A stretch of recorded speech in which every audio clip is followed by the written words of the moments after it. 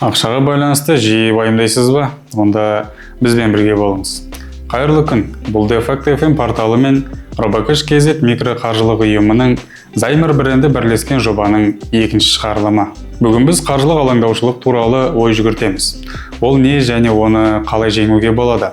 Жоба Робокыш KZ қолдауымен дайындалды. Бұл онлайн және офлайн еліміздегі кез келген өңірдегі бөлімшелерден жылдам микронесие алуға көмектесетін сервис. Ақша неге стресс тудыратынын қарастырып, оны қалай жеңуге болатынын нақтылайық. Сонымен қаржылық алаңдаушылық дегеніміз не? Қарапайым тілмен айтқанда, бұл ақшаны уайымдау. Мұндай ойлар кез келген адамда пайда болуы мүмкін. Шоттарды қалай төлеу керек, қарызды жабу немесе бір нәрсені сатып алу. Жиі бұл кіріс мөлшеріне байланысты емес. Алаңдаушылық әртүрлі түрде көрінуі мүмкін. Сіздің ұйқыңыз бұзылуы ықтимал. Ақшаны үнемі ойлайсыз, жақындарыңызбен шығындарға байланысты ұрысып қаласыз. Немесе қаржылық мәселелері туралы әңгімеден қашасыз. Керісінше адамдар әрбір тиынға тым мұқият қарайды. Робокыш KZ жүргізген зерттеулерге сәйкес, халықтың шамамен жартысы қаржы мәселелерін тұрақты түрде уайымдайды. Неге ақша стресс тудырады? Қатысушылардың жартысынан көбі мұны экономиканың тұрақсыздығымен, бағалардың өсуімен және жұмысынан айырылып қалу қаупімен байланыстырады. Шамамен әр 7-ші адамды күтпеген медициналық шығындар мазалайды. 4-тен 3 бөлігі қарыздарына алаңдайды. Қаржылық стресс денсаулыққа қалай әсер етеді? Ақшаға қатысты қиындықтар тек стресстен ғана пайда болмайды. Ол адамның физикалық жағдайына да әсер етеді. Шамамен әр 8-ші адамда уайымдаудың салдарынан ұйқысы бұзылады. Әр 5-ші адам қарыздарды ойлаудың жұмыстағы өнімділікті төмендететінін айтады. 3-тен бірі қарыздар өмір сапасын нашарлатады деп санайды. Не істеу керек? Қаржылық алаңдаушылықтың не екенін және оның бізге қалай әсер ететінін дене психология бағытындағы психолог-терапевт Надя Бөкейханова түсіндіріп береді. Что же такое финансовая тревожность и как ее можно распознать? Вообще финансовая тревожность – достаточно сложное эмоциональное состояние, которое характеризуется высоким состоянием стресса и беспокойства по поводу денег. И иногда это даже не связано с реальным состоянием в текущий момент, реальным финансовым состоянием. Характеризуется очень часто тем, что человек испытывает чувство стыда или вины, когда он тратит деньги, тем, что он очень волнуется за будущее, то есть существует страх за будущее, и испытывает постоянную тревожность при любых мыслях о деньгах. И здесь мне еще хотелось бы такой момент добавить, что финансы у нас всегда связаны с самооценкой. Дело в том, что деньги мы очень часто воспринимаем как некий статус, да? То есть это наша такая составляющая очень важная, которая характеризует человека в обществе. И поэтому финансовая тревожность, она зависит, в принципе, иногда даже не только от денег, сколько от самооценки человека. Как тревожность влияет на здоровье и отношения? Знаете, на самом деле влияет напрямую. Даже разговорами, когда ребенок, например, растет в семье, в которой постоянно обсуждается, что у нас нет денег, мы не можем себе это позволить, опять закончились деньги. И вот это растущее беспокойство и стресс ребенок постоянно ловит. И в результате кто вырастет, да, из такого ребенка? Человек, который будет знать, что деньги – это трудно. У него уже будут формироваться ограничивающие убеждения. Деньги – это тяжело. Я помню, что в детстве было денег мало, значит, и у меня тоже будет мало. То есть такие вот ограничивающие убеждения, они имеют место быть. Это первое. Второе, на уровне тела, на физическом уровне, когда мы постоянно находимся в состоянии беспокойства и стресса по поводу денег, это очень сильно сказывается на состоянии щитовидной железы. Уже начинается гормональное истощение. Когда мы просыпаемся и постоянно думаем о том, что как же заработать, или куда-то не хватает, или нужно денег и так далее, происходит бессонница. На фоне бессонницы, когда человек не высыпается, у него постоянно растет уровень кортизола. А это говорит о том, что в течение дня он будет невероятно раздражителен. И, естественно, как это может сказаться на семье, на партнерских отношениях или даже на детях. как может себя вести такая мать, которая находится в раздраженном состоянии. И ведь очень часто бывает так, что женщины срываются, могут накричать или даже ударить ребенка, и потом очень об этом сожалеть. И на ее психическом состоянии это сказывается напрямую. Это напрямую сказывается на отношениях с партнером, потому что эта самая тревожность финансовая. Есть такой момент, когда партнеры, например, начинают скрывать какие-то вещи друг от друга. Например, супруг взял кредит, пытаясь закрыть какой-то долг, и супруга об этом не знает. И вдруг этот момент выходит. И получается, что напряжение между партнерами из-за этого начинает расти. И, например, та же самая игромания, да, которая вгоняет многих сейчас в долги. Это самый, наверное, сейчас распространенный запрос в терапию. Очень часто бывает так, когда женщины очень страдают, что из-за долгов партнеры выносят все из дома. Какие бы вы предложили бы простые шаги, чтобы снять эту тревожность?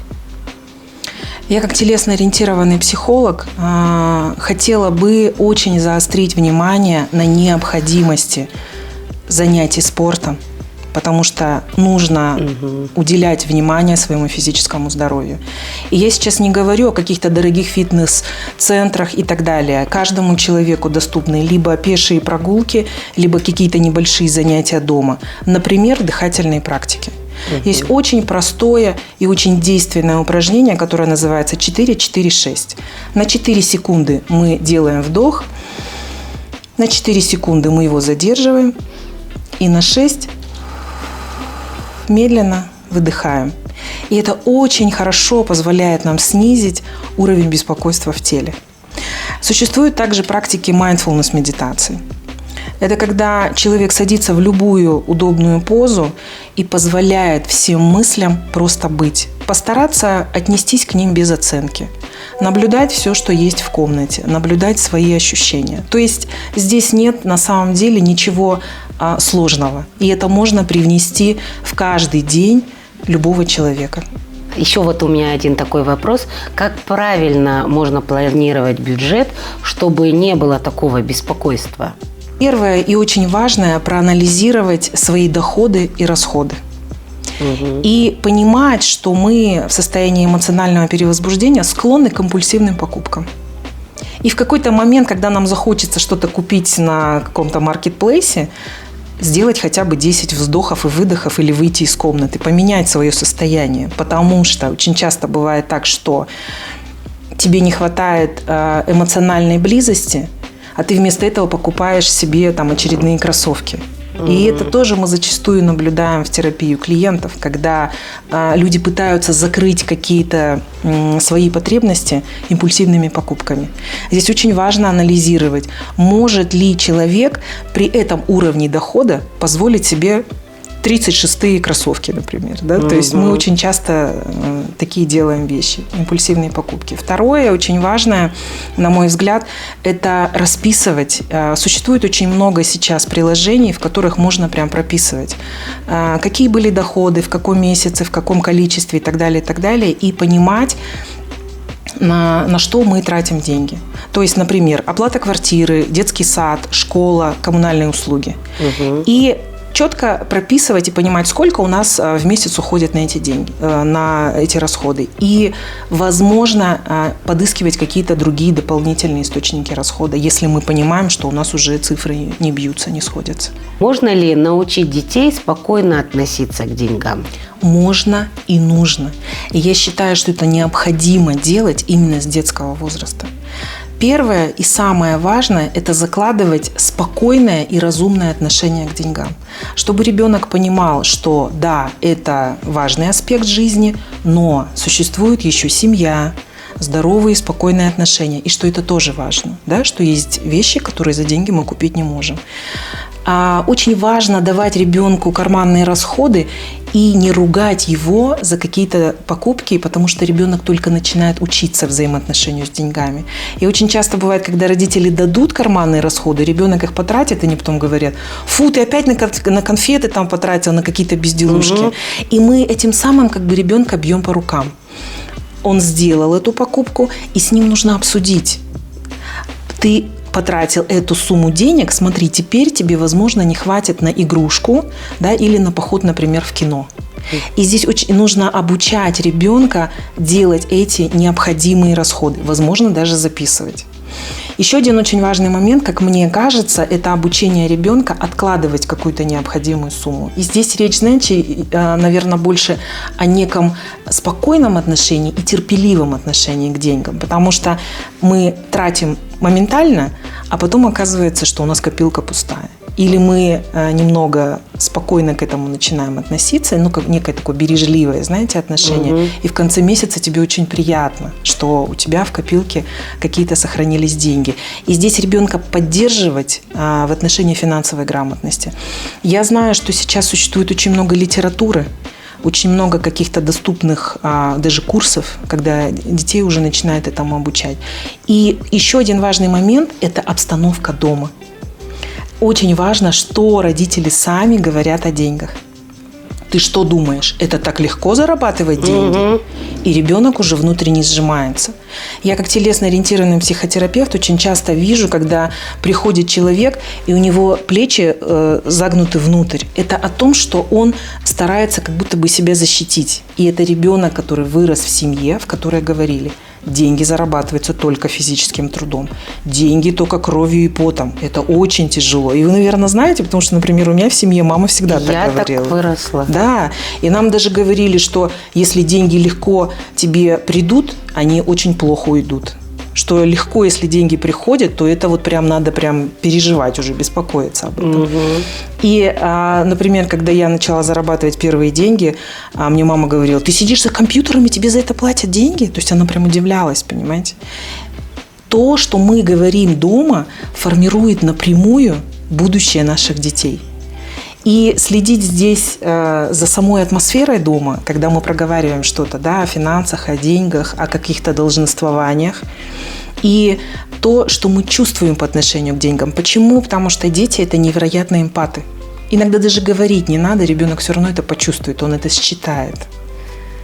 Поэтому важность воспитания такого ребенка – это именно начинается все с родителей. Да, дома. Потому что я даже помню, по моим понятиям, может, дословно я не помню, что там говорили, но в моих понятиях, что деньги только тяжелым трудом зарабатываются. Да. Вот никак потом, вот это честные твои кровные деньги. Еще один момент – это когда нам формируют некую такую привычку или даже убеждение ограничивающее. Те, у кого много денег, они обязательно их нечестным путем заработали. Значит, вокруг все мошенники и воры. А что это означает для ребенка, когда он выйдет в социум? Он уже начинает себя как будто бы защищать. Он понимает, что вокруг ему небезопасно, если вокруг все воры и мошенники. Он один только с трудом зарабатывает деньги, понимаете? То есть здесь такой момент противостояния меня, маленького и беззащитного, и социума. И это снова делаем мы сами этими разговорами внутри семьи. Қаржылық алаңдаушылықты қалай жеңуге болады? Міне 3 қарапайым қадам. Ақшаны басқаруды үйренеміз. Қаржылық сауаттылығыңыз жоғары болған сайын ақшадан қорқыныш азаяды. Кітап оқыңыз, бейне сабақтарды көріңіз, немесе қаржылық сауаттылық курстарына жазылыңыз. Эмоцияларыңызды реттеңіз. Егер уайым сізді мазалай берсе, психологқа жүгініңіз. Көбіне мәселе тек ақшада ғана емес, оған деген көзқарастан туындайды. Ақшаға деген көзқарасты өзгертіңіз. Ақша бұл тек құрал екенін түсініңіз. Олар сіздің мақсаттарыңызға жетуге көмектеседі, бірақ сіздің жеке құндылықтарыңызды анықтамайды. Бүгін біз қаржылық алаңдаушылықты қалай тануға болатынын және шығындарды бақылап, жинақ жасаудың маңыздылығын талқыладық. Бұл қаржылық тұрақтылыққа апаратын алғашқы қадамдар. Келесі шығарылымда біз істерді уақытында орындап, қажетсіз қиындықтардан қалай аулақ болуға болатынын туралы айтатын боламыз. Бағдарламаны инклюзивті ақпараттық портал Defakt.fm және Робокаш.kz микроқаржылық ұйымы Займер бренді бірлесіп дайындады. Бұл қаржылық мәселелерді жылдам шешуге көмектесетін сервис. Келесі кездескенше бізбен бірге болыңыз. Сонда сіз қаржылық сауаттылықтың күрделі емес екенін түсінесіз.